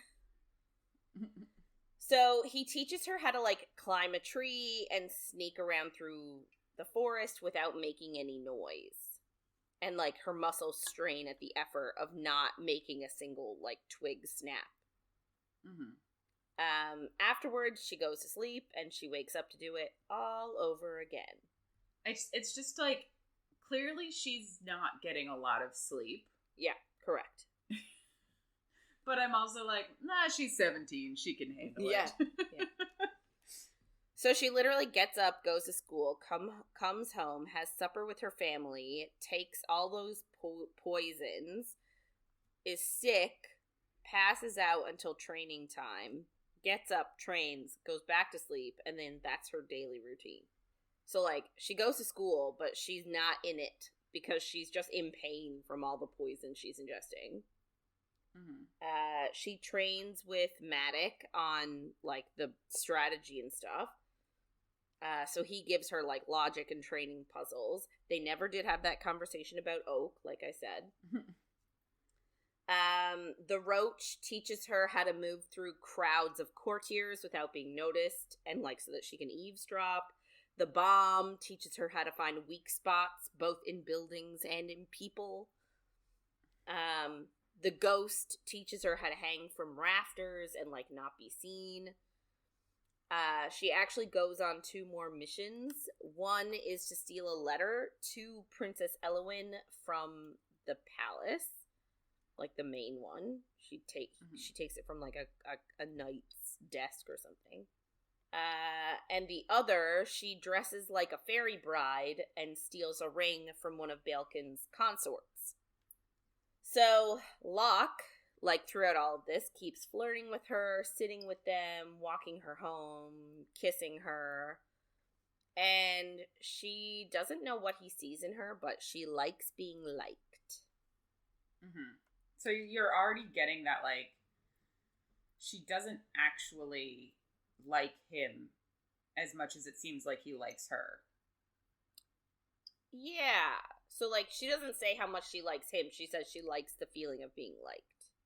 Yeah. Which is just interesting. Yeah. Well, I think it needed to be said. Yeah. So, weeks pass. So, this is our, like, training montage moment. Yeah. And she's exhausted and falls asleep in her chair at school. They're, I guess, in the tower for lessons one day. She wakes to, like, her head ringing, and she's like, what is going on? And it turns out Valerian pushed her out of a chair. And, like, she looks around, and, like, there's nobody else in the classroom, and she's like, where's Taryn? And Valerian's like, remember, she promised she wouldn't help you by word or gesture, so she left. And I'm like, what an asshole, like, just leaving her. It's just an asshole. Yeah. Like, she could have done something else. I know she can't directly help her, but there's definitely a way that she could have went around it. Also, she promised. It's not like she's, like... Yeah. She wasn't compelled not to help her. But, like, she could have asked somebody, she could have said to somebody else, hey, can you give Jude a kick? Wake her up. But, like, she could have also just stayed in the room. Yeah. To, like, take notes, quote unquote. Like, she didn't have to leave. Yeah, that's true. Anyway. It just, yeah, she's an asshole. Yeah. I'm saying it. Taryn is an asshole. I don't like her at all. And she is actually, her character is one of the big reasons why I didn't finish this book. Because I cannot stomach her at all. Mm-hmm. That's fair. So, he sort of taunts her, and he shows that he took off her rowan berry necklace while she was asleep. Gross. And then he uses his magic to command her and compel her to call down to Carden from the top of the tower and to tell him he won, aka Carden won, and then jump from the tower and die. So he is using his magic right now to try and kill her. Yeah, which is wild. Well, and Jude is, like, somewhat surprised he's taking it right to killing. Yeah. Because she sort of is like, that's usually what keeps them, like, Matic keeps them at bay. Mm-hmm. So, like, she's surprised that, like, he's risking Matic's wrath here. Yeah. Anyway, obviously, the compelling didn't work because of Dane's gaze. And he is super confused as to why she's not doing what he wants her to do. But he just keeps insulting her species as humans and, you know, typical asshole fashion. So she's like, no thanks, I'm gonna go, thank you though, and goes to, like, walk out the door down the stairs, and he actually, like, pushes her up against a wall, and he tries to choke her again, because I think he was somewhat choking her with the fruit situation, like he had his hand around her throat. So he tries to do that again, but she actually takes out her knife and stabs him in between the ribs with her little knife. And the knife is made of iron, which fairies don't like. So, like, he gets real hurt. Even though, like, she sort of thinks to herself, like, she could have, like, twisted the knife upwards a little bit to puncture a lung, or, like, she could have, like, thrust it sideways or done something to make it, like, a killing blow. But she doesn't. Mm-hmm. So he just sort of drops to his knees with the intense pain he's feeling, and she runs away. And Taryn sort of is, like, waiting at the bottom of the stairs almost. And is like, where were you? As if she didn't know. Yeah. But Jude is sort of like, come on, we gotta go. Like, let's go. Fair. Carden intercepts them and actually sends Taryn away so that him and Jude can talk, like, just the two of them. And Jude is like, yeah, like, your little axe stunt thing didn't work. Like, and her knife still has, like, Valerian's blood on it. And she's like, I'll get yours on it next if you don't stay away from me. Like, if you don't leave me alone. Like, she's just over it. Yeah. So she looks and sees that Taryn actually is over whispering to Locke and sort of gesturing in their direction. So she's telling Locke what's happening. So, like, obviously she thinks that Carden sent Valerian after her. But, like, he doesn't seem worried or, like, stressed or he's not, like, looking up at the tower. Like, he doesn't really seem... He's not worried about his friend at all. Nobody cares about Valerian. No, because Valerian is a dick. Yeah. But, like, you'd think that someone would be like, hey, can a teacher go check on him? He was stabbed. Yeah, but he deserves it. Yeah. Anyway, so she's like, maybe he didn't know about Valerian's plan. So Locke sort of starts walking over to their direction, and they make Jude and Locke make eye contact, and I guess she sees Carden's, like, gaze narrow, like he's pissed. And she's like, you think I don't deserve him? And he actually says, no, I think you exactly deserve each other. Hey. Which is worse. Yeah. If you've read the book before. So, Locke, like, walks her home again, and... And, like, I'm assuming Taryn's there, too, right? No. Or just her? Yeah. Okay. Taryn, I guess, stays at school. Okay. So, yeah. And still, nobody cares that, like, a child was stabbed. Nope. I guess you get what you get and you don't get upset.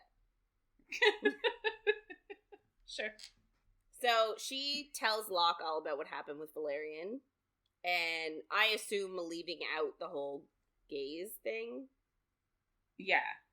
But, like, the thing that annoys me is everybody makes such a big deal about it, but I'm like, why doesn't she just say she had another one hidden somewhere? Because, like, she's paranoid. Yeah. Like, she could be like, I have one around my ankle that nobody knows. Like, put a second one on. Yeah. So she tells Locke all about what happened, and he reveals to her, because I guess she insinuates that Carden sort of planned it all. And Locke is like, I'd be surprised if he did. Like, more than likely, Valerian sort of acted of his own accord. And he just said, like, Carden isn't actually our leader, like, at all. He said that Narcissa craves power, Valerian craves violence, and Locke himself craves the dramatics. And Carden provides them with all three. So they hang around him because they get what they want out of it, and he's not actually leading them to do anything. They sort of all do what they want. Yeah. But it's just funny because he's telling her everything right now. Like, he craves drama. Like, she just skips over it in her brain. Yeah. But I'm like, use your brain for 5 seconds. Yep. And, like, she is really good at leaping to conclusions, so I just don't understand why she doesn't do it here. Yeah. Yeah. So, it's only about Carden that she leaps to conclusions. So it's kind of like, yeah, she's obsessive about him, which is interesting. Yes. So she's like, this isn't the way home, and he's like, no, it's the way to my home. So he brings her to his estate, and, like, there aren't really any people around. She's like, where is everybody? And he just tells her that, like, his father was, like, more suited to, like, living as a wild, like, feral fae almost. So, like, he was too wild for the court. So, I guess he left when, like, I don't know when, but he left, like, ages ago. And his mother is dead, so it's just him. which is kind of sad. Yeah. And she just said, like, I'm sorry, like, I don't even know if she asked how did she die, but he tells her anyway that his mother was involved with the High King, got pregnant with his child, and someone didn't want that child to born, so poisoned her with blusher mushroom, which is an interesting callback to the letter she found between Queen Orla and Balekin. Yeah. So she's like, oh, maybe there's a connection there. See, she's so good at leaping to conclusions. That's what I mean. So he takes her into the house and actually takes her up to the tallest tower that he has. And it's not even like a balcony. It's just like completely, there's like no safety feature on this super tall tower. Mm-hmm. So he shows her the view and she can see everything, including lights and everything in the mortal world. Which is interesting. It is very interesting. Like, I don't know what I assumed, but I didn't assume that you'd be able to see it. I thought it would be like, you pass through a barrier, veil or and something. You're like, yeah, I don't know. Yeah. It's interesting. That's it. But yeah, so she can see the mortal world. And he says his mother told him that the world of fairy would grow stagnant without the human world.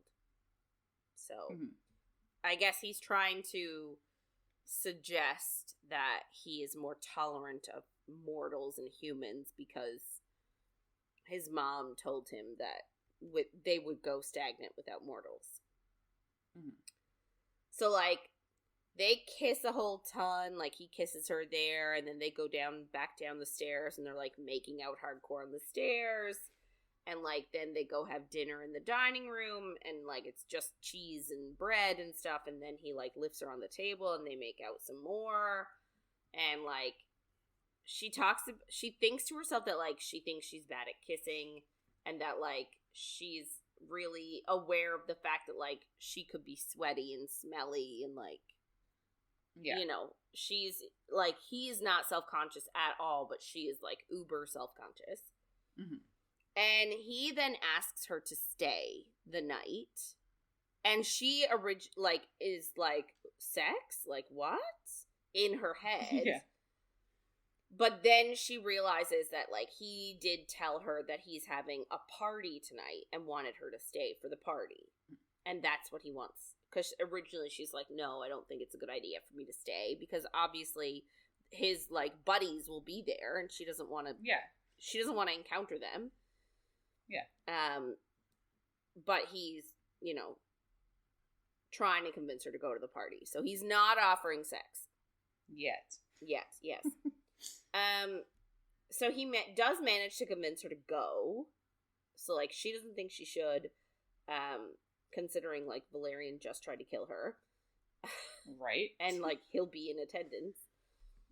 Likely. Except for, we just don't know anything. Like, is he even alive at this point? Like... Yeah, I don't know. But, I guess, he just promises, like, because I guess she keeps using excuses, like, I don't have a dress, like, I, you know, don't think it's a good idea to be around them, and he just says, like, this is actually the perfect time for you to, like, encounter them outside of school. They'll have their defenses down, guaranteed they'll be drunk, like, it'll be easier. So he's just, anyway, he manages to convince her. So he takes her to his mother's closet to pick out a dress, and they pick one out even though, like, it wasn't as luxurious, like, pick a dress. Like, a lot of his mom's dresses were, like, holy and sort of ratty and, like, had moths eaten through them and, like, they're in disrepair. But she manages to find one that's, like, in decent shape, so just puts it on. And he tries to, like, drape her in his mother's, like, jewels and stuff, but she's like, no, that's fine. So, for a moment after she's, like, gotten dressed, she can sort of see a future where she is mistress of this estate. Yee. Yeah. With Dane as the High King and, like, her entertaining her classmates here in this house and, like, spying on all of them for Dane. Which is interesting that, like...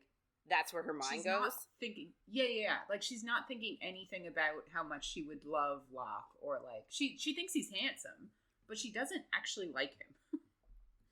No, I don't Other think than, like, she he's has nice. feelings for him. Other than, No. like, I think she's sexually attracted by him. Yeah, she said he's handsome, but, like, she really doesn't have any feelings, it seems like. She's only thinking about, like, how she can then spy on all of his friends and, like, how it'll be good for her career. Yeah.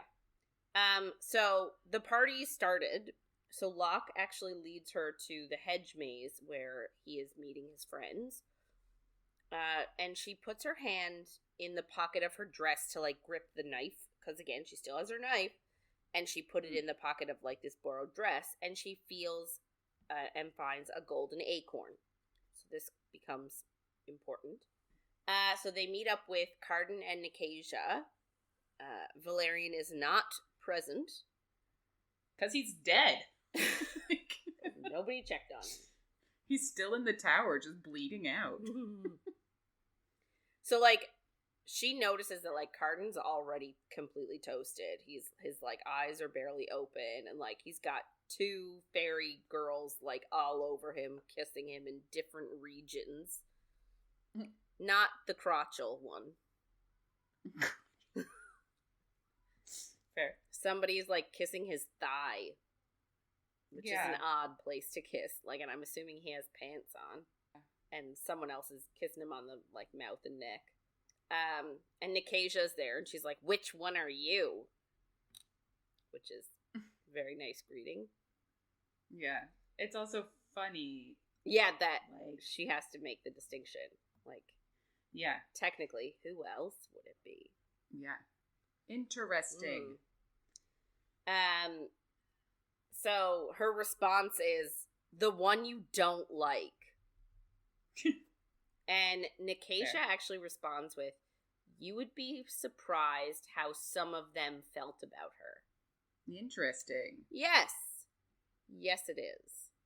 And, like, obviously we can't super go into it, like, we can't dissect it, but, like, I do find that as a really interesting term. Like, does she mean how Locke feels about her, how Carden feels about her, how she feels about her? Like, yeah.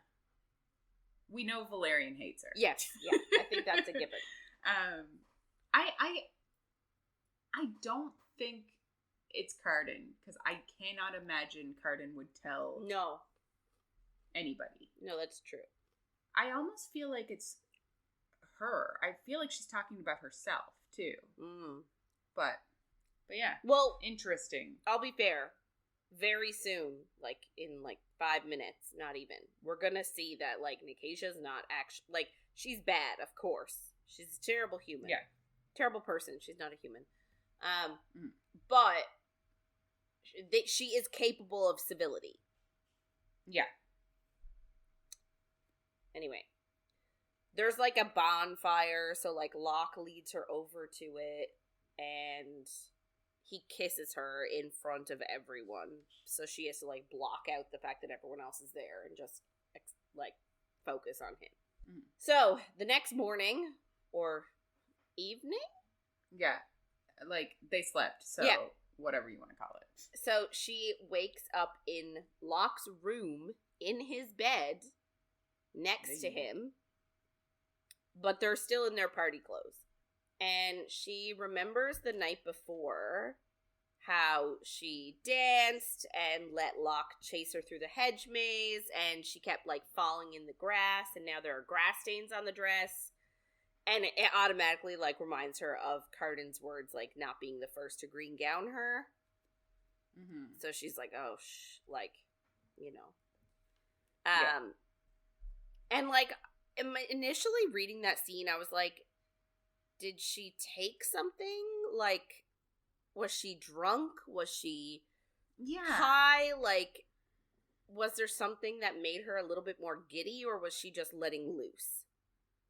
Yeah, I really don't know, because it is a very abrupt, like, change of scene. We don't get much of the night. We just hear about the night from in the morning. So it does kind of seem like she must have drank something or taken something, but I don't actually know. Yeah. I got nothing. But it seems like she must have drank something. But, like, she also remembers that Carden literally watched her and, like, had eyes on her all night long. Imagine. Yeah. So she says... Because he hates her so much. He hates her so much, yeah. So, like, she thinks she may have laughed louder and, like, smiled wider, knowing he was watching. Mm-hmm. So, yeah. Obviously, she hates him, too. Yeah. So, she goes back into Locke's mother's room, changes out of the clothes, and, like, puts her dress back on from yesterday. She takes her knife and, just on instinct, takes the acorn, too, and puts them in her own pocket. And she goes downstairs, and Nikasia's in the dining room eating breakfast by herself. Interesting. And she just, so, like, I guess Jude just says, like, he's still in bed. Like, Locke is still in bed. He's still sleeping. And Nikasia actually says her mother and, quote-unquote, his brother thought they would be married, and it would be a useful alliance. And Jude is sort of confused and thinks she's talking about Locke. And she's like, you mean Locke? And she's like, no, Carden, obviously. Mm-hmm. But then she says, but he likes to ruin things. He's a ruiner. So obviously there's some history there, some backstory that we don't know yet. Yeah. And she assumes the he of the second part is Carden. Yeah. Like, he likes to ruin things. But I don't think that's the right assumption. You don't? No, it's Locke. Locke definitely is the one that fucked it up. Because he likes drama. Like, I think she's warning her in a little way, but she's not being very clear about it. Right. That's a good dig in there. Thanks. Like, because I thought immediately he likes to ruin things, as in Carden ruined their betrothal? Yeah. But, like, I feel like we already know this, that Carden and Nikasia were actually together, and then Locke stole Nikasia from Carden. Yeah. And then now they're not together anymore. So what you're saying actually does ring true, that, like, he likes to ruin things. Locke could like to ruin things because he ruined her and Carden's relationship. Because he likes the drama. Like, there's two people that ruined that. I'm assuming, like, Carden maybe wasn't the most attentive because he's secretly in love with somebody else. Like, I'm sure he's not perfect, but I feel like he's not the one that ruined that relationship. It was Locke and Nikasia. Yeah. Yeah. So, anyway, she leaves, and I think they have school that day, so she just, like, goes to school. And, like... Straight to school.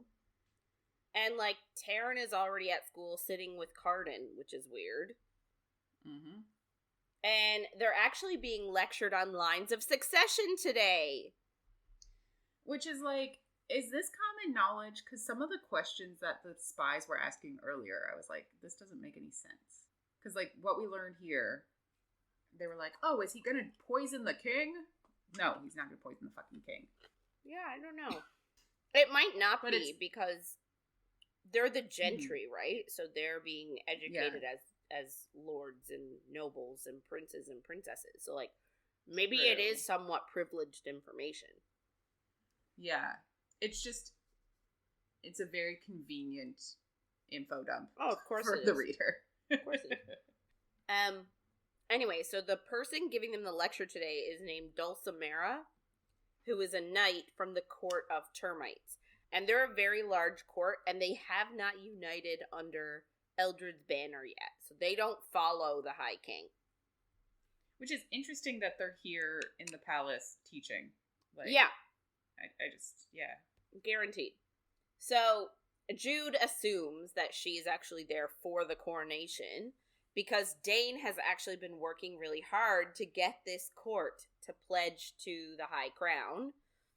And, like, apparently it's considered this masterstroke of diplomacy that he's managed to, like, convince them to join, because they've been holding against and holding off Maddox's forces for ages.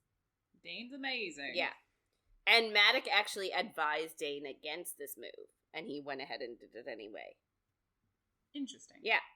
So, Dulcimera explains that Eldred's crown was made by the Wild Fae for Queen Mab only, and can only be passed down to her descendants, and there need to be at least 2 from her line alive for the crown to work. So one person to be crowned, and the other person to place it on their head. And if there are fewer than 2 alive, then the crown and the power of the High Crown will crumble.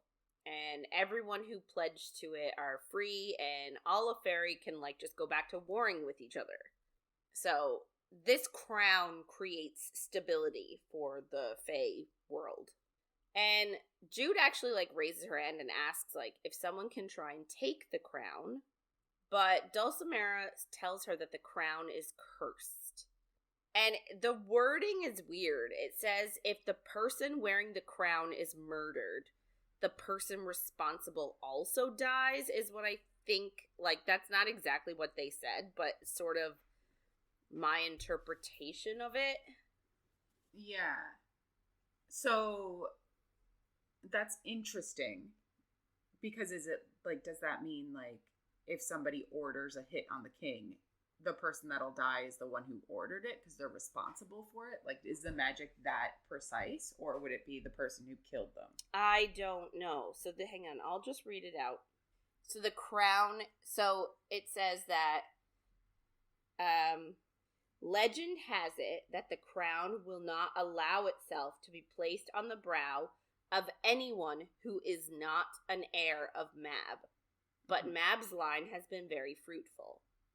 So long as a pair of descendants try to take the crown, it could be done. But the most dangerous part of a coup would be this. The crown is cursed so that a murder of its wearer causes the death of the person responsible. Interesting. So it's saying the person responsible for the murder. So I don't know if that's the person who physically kills the person wearing the crown, or the one who ordered the hit, or what, or like all of them.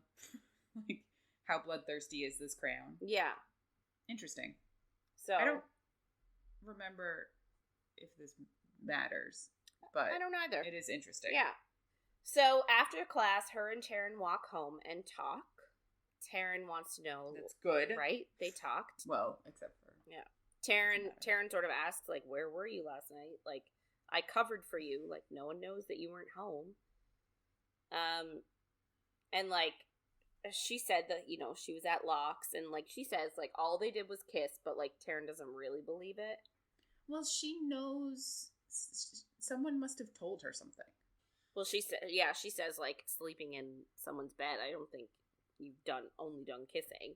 But, like, I'm assuming Jude told her that, and not someone else.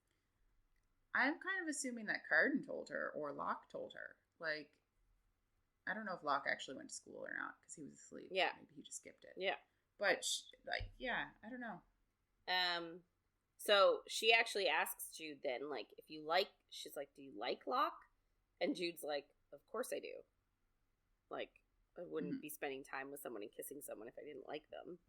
So, whether I believe that, I don't know. Yeah. Jude, like, asks Taryn again who her person is, but she refuses to tell her. She's like, just drop it. Mm-hmm. So they go home.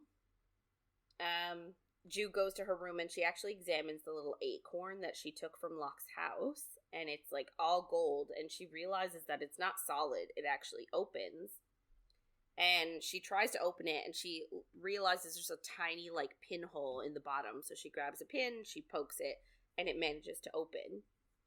And it opens to a golden bird that it's like a voice memo. It's like a magical voice memo. There's like a little bird inside, and it like starts saying things. And it's from somebody called Liriope. And it says, to her dearest friend, she's too far gone for an antidote, and just asks the friends to spirit, quote unquote, him away and not tell him what happened to her. And Jude knows that Liriope is Locke's mother's name. So she assumes that this person is asking, that Liriope, Locke's mother, is asking this unnamed friend to take Locke far from the court. But the friend must not have gotten the message, since it's still in her pocket. Yeah. Now, she did say that she made 3 of these acorns to try and get one to her, but she's assuming Locke's still in the court, so obviously the message did not reach her. Yeah. We're like, let's not jump to conclusions here. Maybe it's not about Locke. God. So she actually remembers, again, that letter from Orla to Balekin, and she rewrites the message out to examine it. And, like, this is another, like, jumping to conclusions moment. She, like, deciphers words and phrases, and I do not get it at all how she managed to come to this conclusion. But she concludes that maybe the letter means that Balekin is not going to poison Dane, but maybe he has knowledge of who killed Liriope with Blusher Mushroom. Like, that... it's a leap. It's so, like, ugh. I'm not here for it. Yeah. And then she just adds in as a little tidbit that the antidote for the Blusher Mushroom can actually be made from the honey of a particular bee. And I don't know if that's important later on. Good to know, though. And then she thinks that, like, maybe there was something else on the desk that could have some more info that she overlooked. So she's like, I need to go back to Hallow Hall. I need to sneak in again. Because she's like, maybe the Court of Shadows has the wrong idea. Like, maybe there is no plan to poison Dane before he's crowned. Yeah, maybe this is about, like, the past. It's not about... Maybe this is about something else entirely. So she dresses in the servant garb that she had before, arranges her hair appropriately, and Oriana, like, stops her in the hall and, like, presumably sees her dressed all weird. I think she has a cloak on. She does, but you would still think she'd be able to, like... Yeah. Anyway, but she doesn't. She's clearly up to something. Yeah, and that's essentially what Oriana says. She's like, I know you're planning something. Like, your father was pissed that you missed your lesson yesterday with him. But, like, doesn't stop her from going anywhere. Yeah. Like, Jude's just like, for once, you're right, I am up to something, and just leaves. I kind of like that, because, like, yeah, Oriana's been a bit of a bitch about it the whole book, and now she's like, yeah, I am up to something. What are you going to do? Yeah. Nothing. Yeah. Bye. Essentially. So she sneaks into Balekin's estate through the kitchens, and she grabs, like, candles and, like, brings them towards the tower to sort of be like, look, I'm doing something. But, like, Balekin is in the hallway, so she's like, oh shit, I gotta avoid. So she, like, sneaks into the library pretending to, like, just do busy work. And the girl that we saw the last time that was, like, cleaning the fireplace, she is in the library this time, and she's reshelving books. So she, like, counts to 1,000, and once she thinks Balekin has, like, cleared the area, she goes up to the tower and sneaks into his study. She notices that Carden's room is, like, shut tight, so she assumes he's not in there. She checks his desk for correspondence, doesn't find anything, but she does find a love poem written in Dane's hand about a girl with sunrise hair and starlit eyes. Anyway, so I guess this is, we'll keep this tidbit in our back pocket. So, like, she's like, shit, I snuck in here for nothing. Yeah, and, like, this was very brash. Like, yes. Why did she do this? I don't know. She's not that smart. So, she decides that she's gonna become a messenger. to sneak back out. Because obviously it's easier to sneak in than it is to sneak out. Mm. So she actually takes a piece of his paper and, like, folds it up and, like, seals it with his wax seal and writes Maddox's name on the front. And she's gonna, like, leave being like, I have to get a message to Maddox. Mm-hmm. So she heads down and she passes the library again, and she remembers the servant girl is in there. And, you know, apparently she's too skinny, she has dry, cracked lips, and she will keep putting books on the shelves until they either tell her to do something else or she collapses in exhaustion. And she just physically, she says she cannot leave her. Like, even though it's a betrayal of Dane's faith in her, like, even though it's against everything she's sworn she's gonna do, it's a risk, but she can't leave her. And actually, she said she feels relief accepting that. Yeah. Which is good. Yeah. So she goes in, and, like, again, we said last week that they always have salt on them, so she shoves salt in her mouth to, like, break the enchantment. And, like, the girl is sort of obviously wild at first and crazy, and then sort of starts to get hysterical, but Jude is like, not sympathetic at all. Like, she broke this poor girl's enchantment, but is not like, oh, it's okay. She's like, give it up. Yeah, like, I feel like she could have got her out and then broken the enchantment, because, like, I don't know, I feel like if she had been like, hey, we've been asked to do this. Maybe. I feel like maybe she could have got her out, because now she's got, like, this girl who's freaking the fuck out just there. Yeah. So. But she does manage to, like, ask her name, and she's like, I don't think I remember. And she's like, you have to remember your fucking name. She doesn't say that, but. And so she does remember. She's like, I think it's Sophie. And she wants to cry, and, like, Jude tells her, like, you gotta hold on, chill out, like, let us get out of here first. And it's like, we have to walk past the guards to get out. So then they tell the guards that they are to attend Prince Carden. I don't understand why that means leaving the palace. Yeah, I don't know. I don't get it. He's not there. But, like, sort of attending Prince Carden, like, I guess they mean it in, like, a sexual way. Yeah. And the guard is actually like, tell Carden to make sure you guys come back, unlike the others.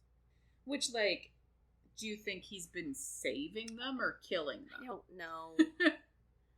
Right? Like, this is the thing. I obviously haven't read the other 2 books. Well, you haven't finished this book. No. So I don't know if he's gonna be one of these good guys or bad guys that's actually a good guy. You know what I mean? How, like, yeah, you know, so often we get, oh, you're the bad guy, but then secretly you're actually really good, and you're only bad on the surface, but you really have a heart of gold. Yeah, or if he's an actual bad guy and she just loves him anyway. Yeah, which would be like, she's not a great person either. No, she's not. So I have no idea what is happening with these human servants, but they're disappearing, quote unquote. Anyway, so the guards let them pass, and outside they're, like, walking away, and then they actually see Carden and Nicatia, like, ride up on horses, and she's like, oh shit, they're gonna walk in, the guards are gonna be like, what about those 2 humans that you asked for? And they're gonna realize, shit, they didn't ask for them. So she's like... Also, they're close enough that she can tell it's Carden. Yeah. Carden can definitely tell it's her. But, like, I think she's assuming that wearing the clothes and having the hair sort of makes her invisible. Like, he's not gonna examine her face. He's gonna, like, glance, see the outfit, servants, and... You know what I mean? Yes, she's assuming that. I'm just assuming the opposite. Maybe. Yeah. So she sees that, like, he actually genuinely looks at ease. Like he's smiling, and it looks like a genuine smile. He's not putting on airs or anything like that right now because he thinks it's just him and Nicatia. So she's like, shit, we gotta go. But, like, she can't rush. She can't run. because then that'll look suspicious. So they just have to keep walking slowly. And they make it to the woods finally. They walk through a river to avoid being detected, or like a stream or something. And then they finally like take a break, and Sophie breaks down on the riverbank. And of course, she says like she was at Burning Man. Is that something that happens every year? I think so. Okay. Because I wasn't sure if that was sort of like a reference to like a time frame when she was taken. You know what I mean? No, I think it happens every year. Yeah. Okay. So apparently she was at Burning Man, and a guy approached her and said he had a gig where she would be serving hors d'oeuvres in a like rich guy's tent, but he said don't take anything from them, or she would have to serve him for 1,000 years. And I guess like the way it was phrased was sort of like, ha ha. Yeah. Well, 1,000 years doesn't make any sense. Yes. So like Jude is sort of like, that's how they got her. Mm-hmm. And she's hysterical again and asking like, is this all real? Like, I can't bear it if this is real. I don't know what to do, sort of a thing. And Jude sort of is like, I'll get you back to the human world and you can like contact your family or whoever. Takes her to her own family's stable and actually goes to get Vivi. And is like, you need to take this girl to the human world. Then she remembers she actually forgot her cloak. She had stashed it in a wood pile near Hollow Hall.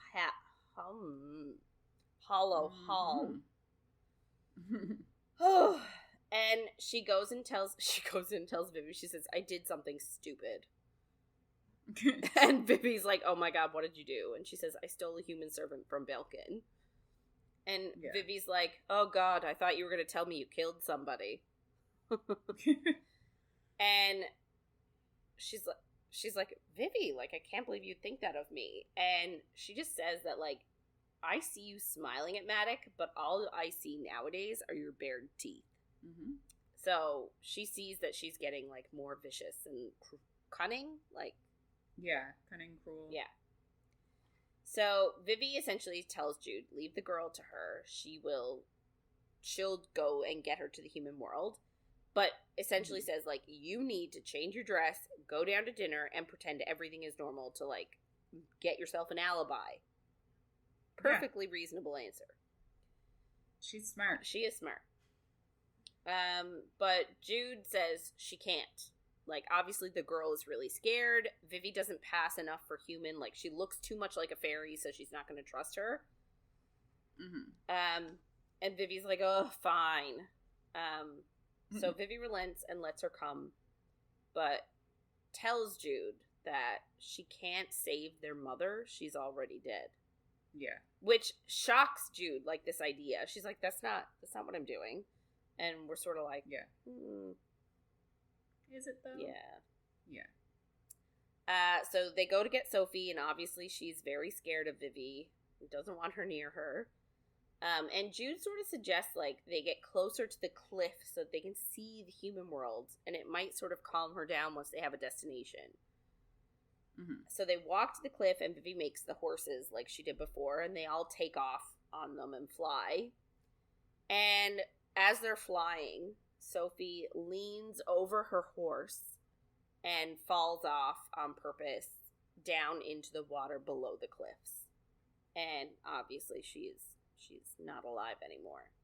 And Jude sort of remembers that when they were sitting on the riverbed and she was freaking out, saying she couldn't live if any of this was real, she had actually been picking stones off the ground and putting them in her pockets.